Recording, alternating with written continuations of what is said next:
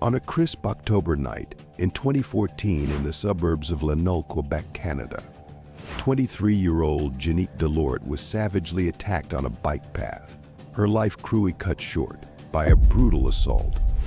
The case baffled investigators and haunted the community, while the unknown perpetrator seemed to vanish without a trace. For years, her family and friends held on to hope, even as leads grew cold and answers remained elusive.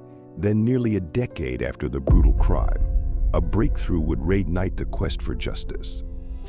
Janique Delort was a bright, vibrant young woman whose life was filled with promise and potential.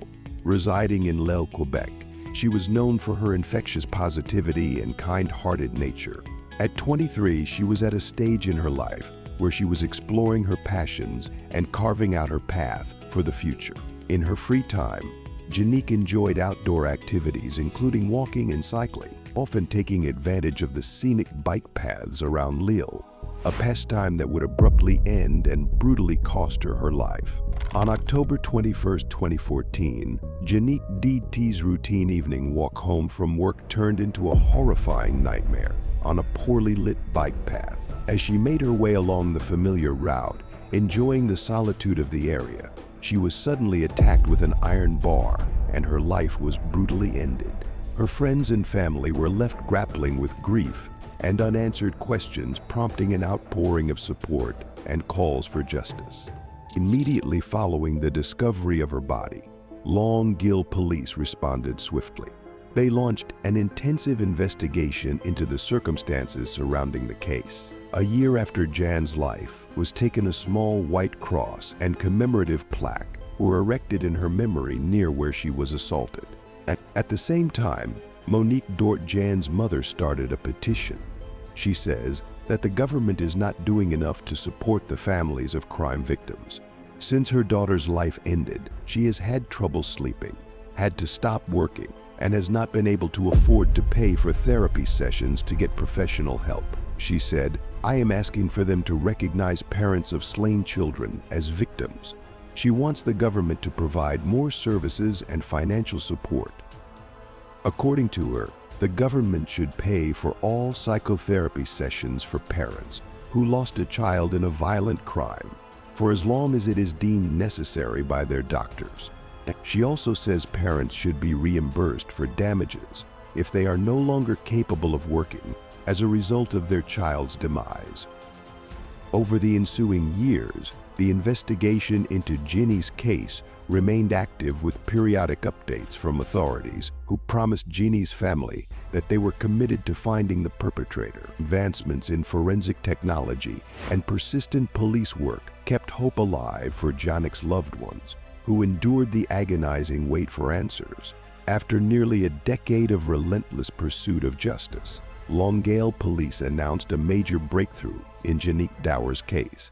In May 2024, authorities revealed that Michael McDuff Jalbert, 35 years old, had been arrested. He was the man who called the police in 2014 to report the incident and was arrested soon after. But due to insufficient evidence at the time, he was released without charges, leaving the case wide open. Only this time he was charged with first degree in connection with the brutal slaying that had shocked the community back in October 2014. The arrest was a significant development in a case that had left Janique's family and investigators frustrated and searching for answers. Chief Inspector Pierre Douet of the Lille Agglomeration Police Service described the investigation as complex.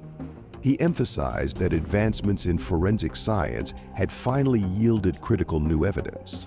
Details of the breakthrough were withheld to protect the integrity of the ongoing judicial proceedings, but Douet assured the public that the determination to seek the truth and provide closure to Jan's family had never wavered. He expressed gratitude for the resilience and patience shown by Jan's parents, Monique Dort and John Gandel, throughout the years. The community, deeply affected by Janique's tragic demise and the long pursuit of her perpetrator, responded with a mix of relief and sad reflection as news of the arrest spread.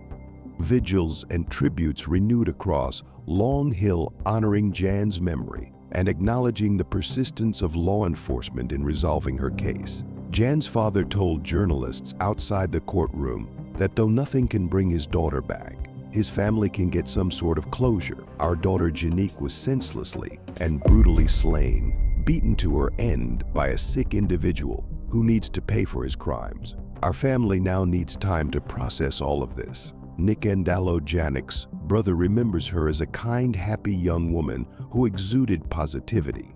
He said, "It was just something that radiated off of her.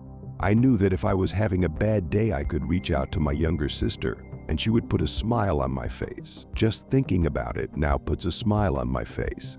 As McDuff Gilbert awaited his next court appearance, the arrest offered a ray of hope that justice would finally be served for Janique Dort, whose vibrant life had been cut short.